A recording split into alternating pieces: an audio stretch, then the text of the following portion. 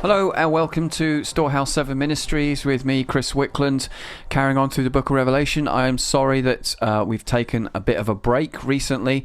I had to go away on holiday, and also when I hit chapter 7, although you haven't got to it yet, but I've been studying chapter 7, I hit a few kind of potholes in the road and I thought I really need to do some more research, so I've been busy doing that. So today will be a slightly short episode and will be immediately followed by the beginning of chapter 7, so you won't miss out. So there'll be 2 episodes being released today. Also, just on a quick advert for you, in the next couple of weeks on Amazon, I sell books authored by myself, and there's a new one's coming out. It's a mini book called Hidden Gems of Torah. And so those that have enjoyed things like meditations on Torah and things like that I've done, you might like that. It's basically just 5 simple studies on some basic Hebrew words and just opening up some wonderful revelations that come out of those words. If that's something you're interested in, it'll only be like, I don't know, between £4 and £5, and it'll be called Hidden Gems of Torah by me, Christopher Wickland, and that will be out on Amazon probably in the next couple of weeks, so keep your eye out for that. You may see a picture of it up there already because previously I released it but had a few mistakes, so I've now had chance to amend those mistakes and it will be back up shortly, so keep your eyes peeled if that's of interest to you. Anyway, so we're on to Revelation chapter 6 verses 15 to 17.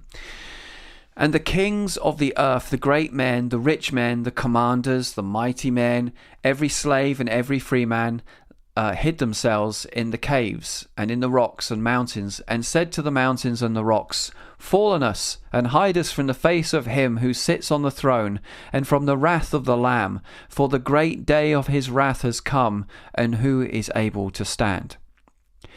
It is clear that as we work through this 6th seal, there is a progressive judgment upon the earth until these final verses that lead us up to the day of the Lord. Now, the day of the Lord is an Old Testament phrase for the last hour when God comes and personally executes his judgment upon the nations. I personally believe that the seals are prophetic snapshots or overviews of the phases of God's increased judgments of the last 7 years of Earth's history prior to Jesus' return. Thus, the trumpets, the bowls, etc., which follow, is really the outworking in greater detail of God's judgment as already revealed in the 7 seals. The seals give the overview, the big picture, whereas the rest of the book of Revelation is the outworking of the seals in greater detail. Again, all the verses in the last seal are all Old Testament quotations. So as before, let's look at those quotations to help us get a clearer picture of what it's talking about. So in Isaiah 2 verse 10 it says, Enter the rock and hide in the dust, for the terror of the Lord and from the splendour of his majesty. The proud look of man will be abased, and the loftiness of man will be humbled, and the Lord alone will be exalted in that day.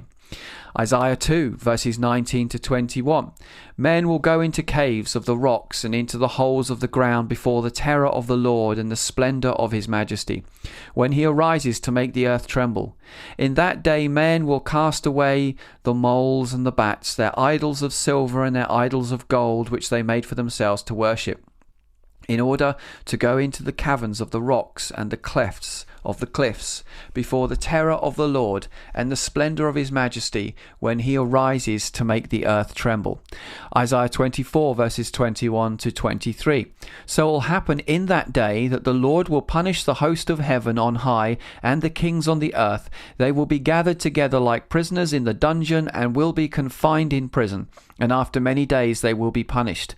Then the moon will be abashed and the sun ashamed, for the Lord of hosts will reign on Mount Zion and in Jerusalem, and his glory will be before his elders. Now, some of you may be realizing how much apocalyptic material is in Isaiah. Well, several years back I worked through all the prophetic scriptures in the book of Isaiah, which took about a year's worth of work, and I might do a book on it or a series of podcasts on it one day. And putting Isaiah and Revelation together are really perfect companions to one another, because they actually complement each other in many different ways. And although many of the prophetic books in the Old Testament, i.e. Jeremiah, Ezekiel, Daniel, etc., are all full of end times prophecy, but if I had to choose only 2 books in the whole Bible to study regarding end times, then it would be Isaiah and Revelation, hands down, every time. because Isaiah is also nicknamed the Gospel of Isaiah. It just has it all. It has it from the beginnings, the whole gospel story and the whole apocalyptic story, and even it talks about right at the end of Isaiah about the new heavens and the new earth, which is incredible, really, considering that Isaiah was written 800 years before Christ was born. Okay, Revelation 19:17-18. Then I saw an angel standing in the sun, and he cried out with a loud voice, saying to all the birds which fly in mid-heaven, Come, assemble for the great supper of God, so that you may eat the flesh of mighty men, and the flesh of horses, and of those who sit on them, and the flesh of all men, both free men and slaves, and small and great. So this verse here in Revelation 19 is basically a simple cross-reference to Revelation chapter 6, verse 15, which is what we started with. So Revelation 6:16, moving on, it says, And they said to the mountains and to the rocks, Fall on us and hide us from the presence of him who sits on the throne and from the wrath of the Lamb. Now again, this verse has lots of cross-references which may be helpful in building a larger picture. So Hosea 10 verse 8 says, Also the high places of Avon, the sin of Israel, will be destroyed.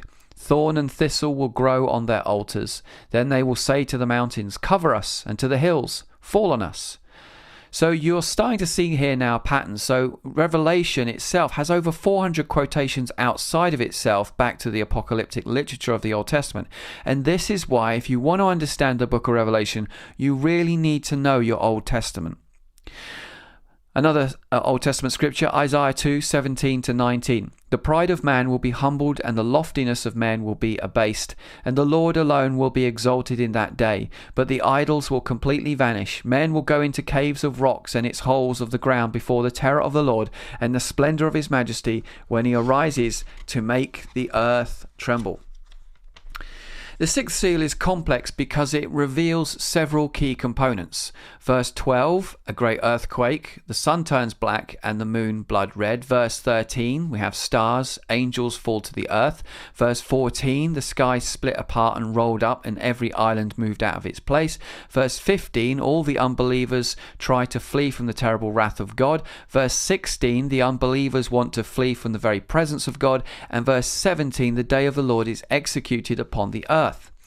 Now, this is important to notice these things because when we get to the seventh seal in Revelation, which is in chapter 8, we have the unleashing of the seven trumpets followed by the seven bowls, etc.